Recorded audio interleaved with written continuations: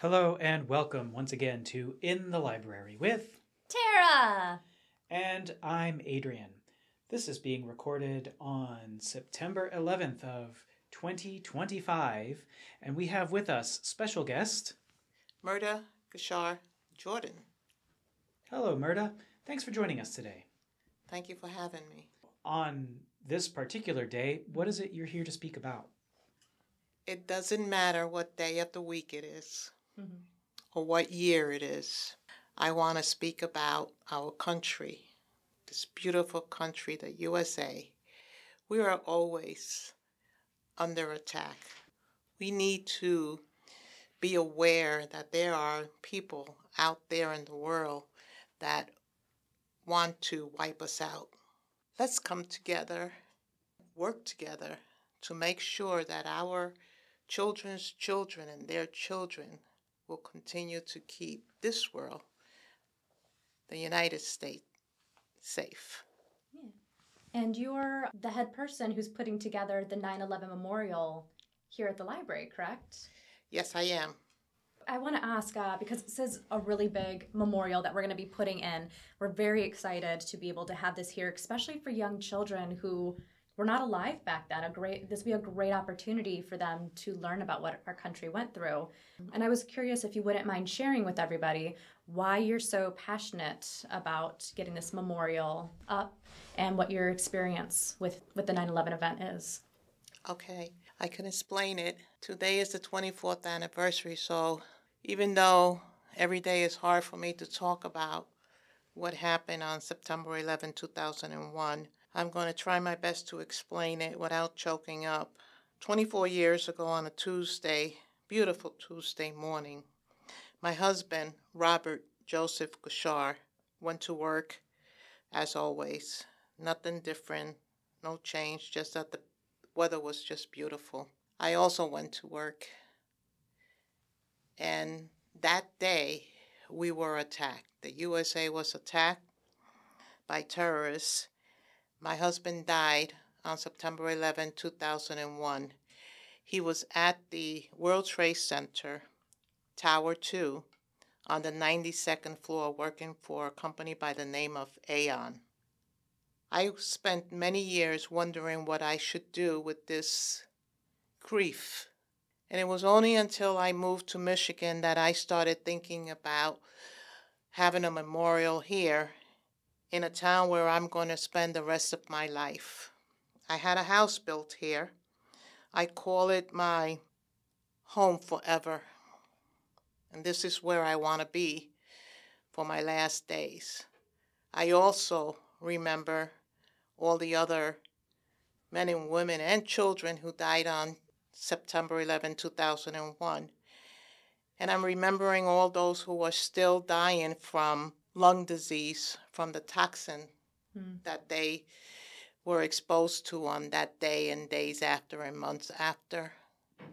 I see here that Michigan has done a good job in preparing for memorials for the firemen, police department, EMS, which is awesome. We don't have anything really that would represent a living memorial for the civilians. They are also our heroes. The memorial that I would like to see erected here in Bedford, it's not a memorial just for my husband. It's for the heroes of 9/11. It's for everyone. This memorial would include 2,779 civilians, EMS, fire department, and civilians who just came in to help and gave their life. It's our job to remember our history, just like any other history that we have in the United States. I remember Pearl Harbor by learning it in school. I was in the 9th grade when John F. Kennedy was assassinated, and now I lost my husband on September 11, 2001. Each day I mourn for the USA. That's a whole lot to endure. Just one heart. But it's wonderful that that you're helping to make this memorial here so that we can remember, we can honor them. And like I said, for the young children now to learn about it. I'm actually a substitute teacher some days. Last year, it was so funny. I was at Dundee High School, and I was in a high school class. And they came up to me because their project was to interview somebody who was alive during 9/11 and to ask them about their experience and where they were. And that's when it hit me that these high school students, these juniors and sophomores that were in this class, they were not alive for it. No. And so they wanted to know about people's experiences and to learn how it went that day. And it's really interesting, I think, because everyone remembers, if you were alive then, everyone remembers what was going on, what happened, and everyone's experience was so different. Like mine would have been so different than both of you because I was in 3rd grade. So I kind of learned things in fractions about what was going on because parents and teachers had to figure out what was appropriate to tell children. Right. But I remember being in the classroom and then wheeling in a TV and showing us the footage and trying to explain to us what happened. Adrian, do you remember where you were? Yeah, it was my senior Spanish class with Senora Hines. And she stopped the lesson to turn on the television after the first hour. And it reminds me, both of you are reminding me that I had 2 grandchildren during this time of September 11, and they were young, 10 years old and possibly 14. They'll probably go, "Hey, Grandma, you said it wrong." But anyway, the point is that they lived in Ohio, Toledo, Ohio, and they went with their parents to New York and helped Grandma out. They're young. Yeah.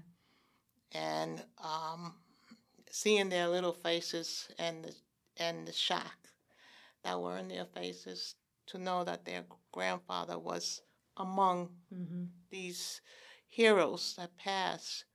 Their parents went to the pier and did everything that had to be done with the FBI. The parents did not bring them there where there were thousands of people looking for the missing. Oh, yeah. Make the long story short, they then went back to Toledo, Ohio. They were having a hard time because the school district there, and I'm sure all the other school districts would want the children to know about what happened. Yeah. So they would ask them to do homework on September 11. And they couldn't. But the teachers did not know that these were grandchildren.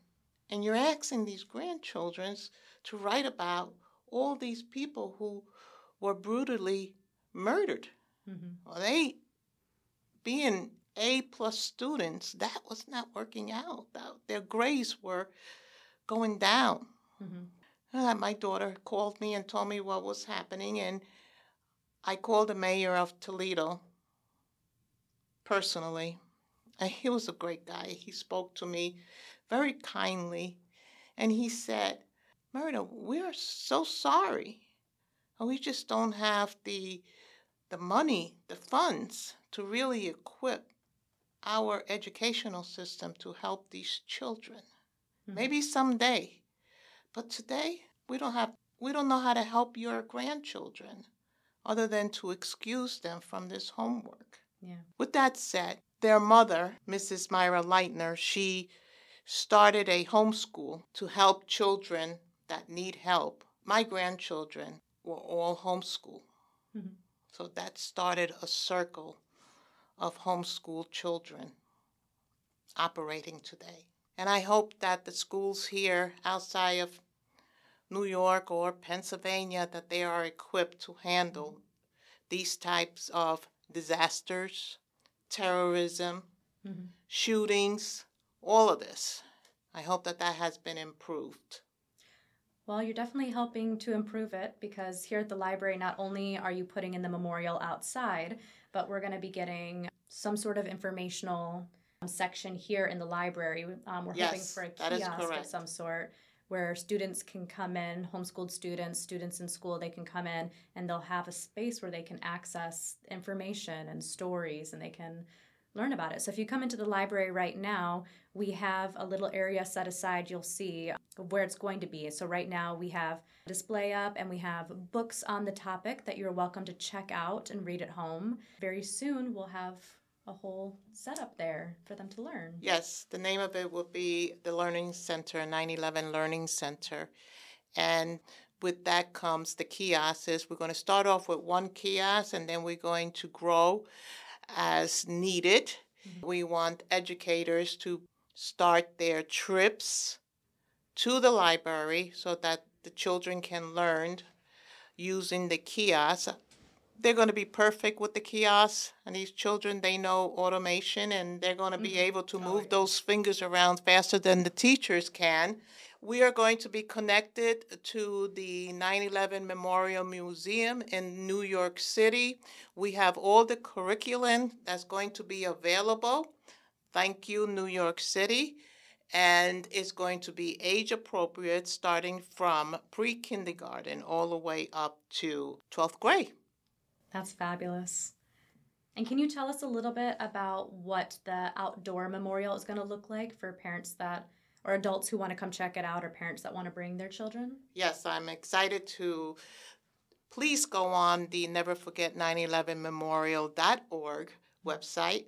We have already received a beautiful design and what it's going to look like by an architect by the name of Scott Hickok. And he has given us the vision, and it's going to be here for all of us to see. We're going to have 2 towers that are going to be erected. It will be, the foundation will be on a Pentagon concrete foundation. There will be a wall around the Pentagon where we're going to etch, and we're going to try to get all the names etched around the foundation on a wall, which is probably going to be about 3 feet tall. And the only thing that we will not have will be any kind of water, because that will be difficult for us to maintain. But we're going to have a beautiful garden. We're also going to have a statue, a bronze statue of a canine dog. We're not going to forget our 4-legged friends who are still here and always be here to rescue and sniff out those who have passed away under the rebel. They need to be honored as well. They also breathe in the toxins, so we'll make sure that we cover that area for the canines. I love that they're included. Thank you. They did so much to help find people and to do their service, and yes. I love that we're every honoring single them. day, every day, 24 hours. And I was very excited when you told me about the tree that we're getting. Would you mind sharing about that? Because I think this is amazing. I mentioned it to you yesterday, Tara. Yeah. Is that correct? Uh-huh. The survivor tree, that is the name. It is the survivor tree. It stands for resilience and hope. Right after 9/11, there was a tree that was a beautiful tree in WTC, World Trade Center location. And it went through all the debris, everything you could think of, and it stood there still, not looking too good, but still standing up. And a landscaping company took the tree and nursed it back to life. This tree, which is called the survivor tree, it went through a lot. Just imagine our little bodies, and we send them out to the emergency room, and we have a surgeon just taking care of those little bodies and bringing them back to health. Mm-hmm. The same thing the landscaping company did. That tree today gave us hundreds of seedlings that have been planted throughout the United States. With wherever there was a memorial, it was given to them. It was a gift, and that was the seedling. Today, I went to pick up with my husband. I went to my new husband, Dusty Jordan. I've been married now for a little over a year. Oh, congrats. Thanks. I'm very happy. We went to New York, and we picked up the tree that was cloned. Oh. I have a cloned. And we picked it up. It was given to us with its medals. It also has a medal, which will be displayed here at the library. Mm-hmm. It'll have its own we're going to let Jody Russ take care of that part. My job was to bring it here. So it's at my home, and the tree sits in front of my house. So anybody could drive where, if they know where I live and they see this little tree just growing there, that is the clone of the survivor tree from New York City. It will be planted in the spring of 2026 here at the memorial site. And it'll grow, and it'll have all the resilience and hope that we are forever going to be needing. Do you know what sort of tree it is? Yes, it is an invasive tree, unfortunately, but we don't care. just this one time. Let's ignore that. It's a calorie pear tree. So I love the story. Are you familiar with the story of the tree, Adrian? Yeah, I've read the book. The book, yeah.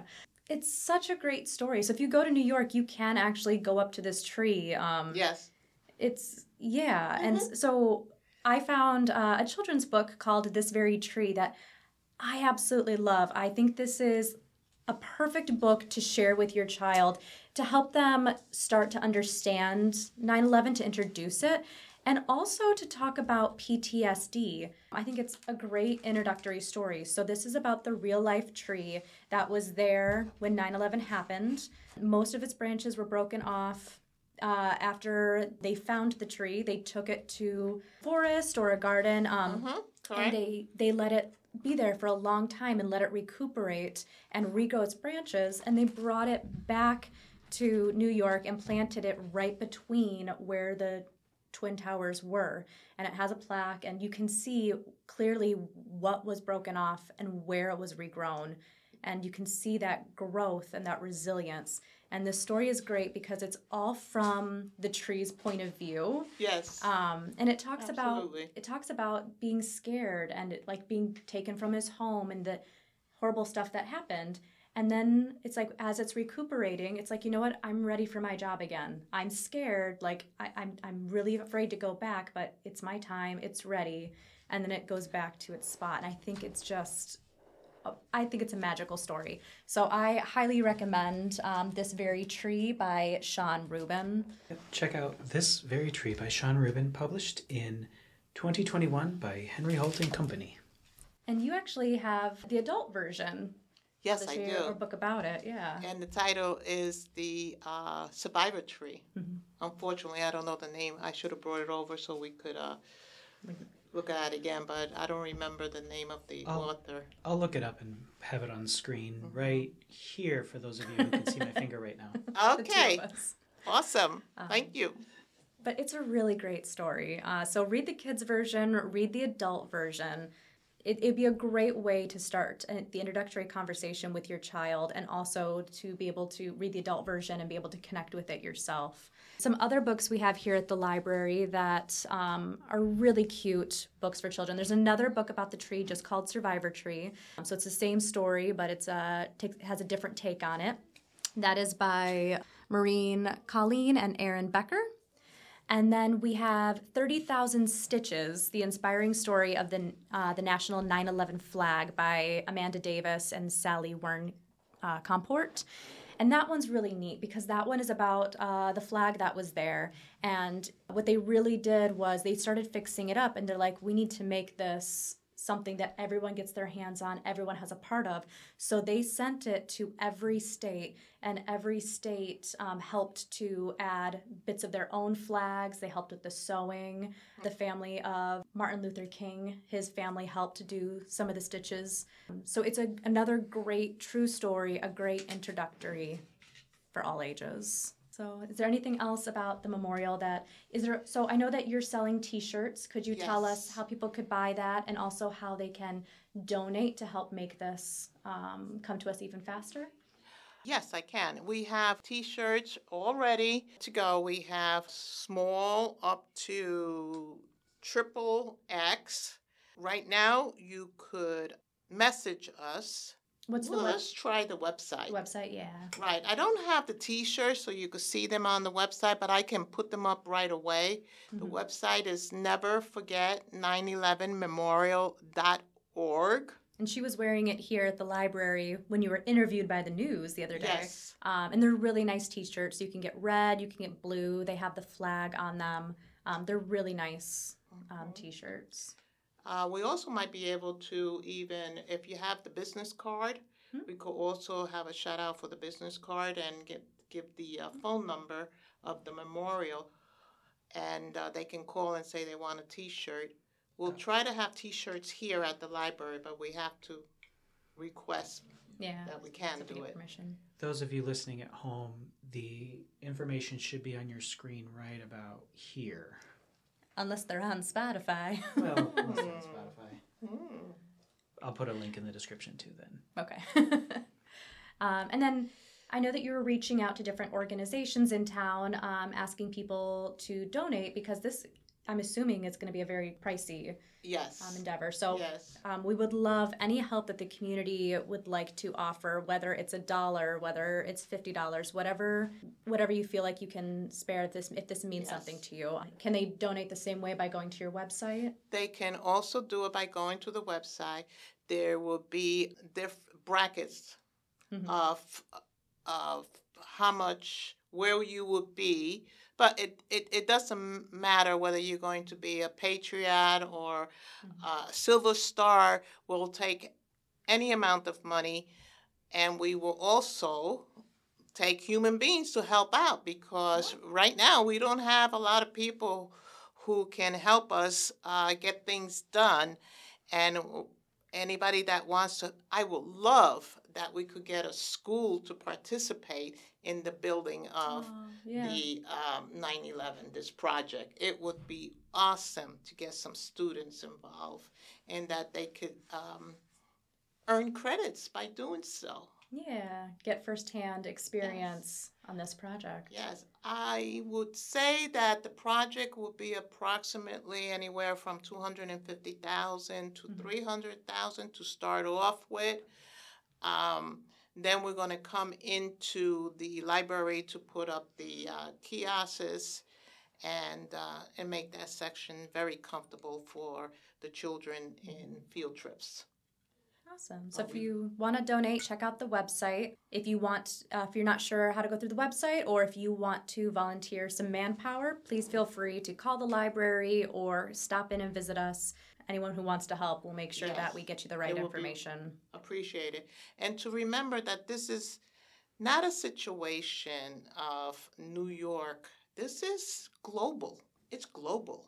We are all responsible for the safety of every human being. So please donate and make this happen. For events going on at your local library, we invite you to check out Twilight, the 20th anniversary, coming Saturday, September 27th, 2025, at the Bedford Branch Library, starting at 2 p.m. Celebrate the 20th anniversary of Twilight by Stephanie Meyer with crafts, snacks, a movie showing, and more. Please register online as supplies are limited. Adults and teens are welcome. That makes me feel so old because I remember those coming out and me loving them. Also coming up at the Bedford Branch Library is the Pet Expo. This will take place on Saturday, September 20th from 1 to 3 p.m. Join us as we welcome area vendors and organizations to the library to celebrate our furry friends. Meet adoptable pets from animal shelters and feel free to bring a donation for the Humane Society of Monroe. Their wish list can be found at bit.ly/bdpetwish. We'll have a link for that. Isn't that what you always yell at me about? I do. I yell that code at you all the time. And they will also be offering $10 nail trims during the event. That is for your pet, not for you. The Bedford Branch is also pleased to present Let's Get Organized. 3 critical mistakes costing you time and money with professional organizer Jen Hill. That'll be coming September 18th, 2025 from 6:30 to 7:30 p.m. Join Jen Hill from Jen Hill Organizing as she shares 3 common mistakes to help get you organized. Register online, bit.ly/bdorganize. I don't know how many slots are open, but there are quite a few people signed up, so if you're interested, sign up soon. At the Bedford Branch Library, we have Yogi Bears. This is something we've talked about in the past, but I want to bring it up again because I am bringing a preschool age. So this is for the first and third Sunday of every month. From 1:30 to 2, I will be having a preschool yoga group. And from 2 to 2:30, I will be having one for ages 6 to 11. So come on out to the Bedford Library, hang out with me. It's a pretty fun time. It's such a great name. Whoever came up with that is a genius. Fabulous. We'll never know. The Blue Bush Branch Library is pleased to present Make a Scarecrow, coming Saturday, September 27th, 2025 at 10 a.m. Build a scarecrow at the library. Bring clothes to dress the scarecrow. Button shirt and jeans are recommended. And we will supply the rest. Supplies limited to 1 scarecrow per family. It will go great with your fall decorations. Register online, bit.ly/crow@bb. I want a scarecrow, but I'm not giving him a brain. Rude. If I only had a brain. What's that from? Wizard of Oz. Oh, I've never seen it. Sacrilege. Coming up at the Frenchtown Library is 5K Your Way. This is starting October of this year. You can choose your favorite way to compete the 5K challenge. You can walk, run, bicycle, swim. It says roll, so you can wheelchair, rollerblade, or skateboard. Log roll. What is it? Log roll. What's log roll? That's when you lay down on the ground and roll like a log. Ooh, I support that. That's going to be my way. So participate with friends, family, or go solo. Everybody is welcome. Snap a picture during your 5K journey and share it with us when you're done. Let's make strides for literacy and community togetherness. So there is registration. You can register at any one of the 3 Frenchtown area libraries. There's a registration fee of $25 or $10 if you're 15 or younger. And yeah, so this is happening at Blue Bush, Frenchtown Dixie, and Vivian. We would like to thank you for tuning in with us here in the library. Do be sure that if you're listening on YouTube, please like and subscribe and hit the ring bell for notifications. If you're watching on Spotify, make sure to like the individual episode and please like the page as a whole. It helps us with the algorithm. Don't ask me what the algorithm is. I don't know. I just work at the desk. And this has been In the Library with Tara! And I'm Adrian, and our very special guest today was Murder Gashar Jordan. And would you like to share the website one more time? Yes, it's Never Forget 9/11 Memorial.org, and our email address is neverforget911memorial@gmail.com. Fabulous. Thank you so much for joining us today. It's been wonderful. Thank you so much. Bye!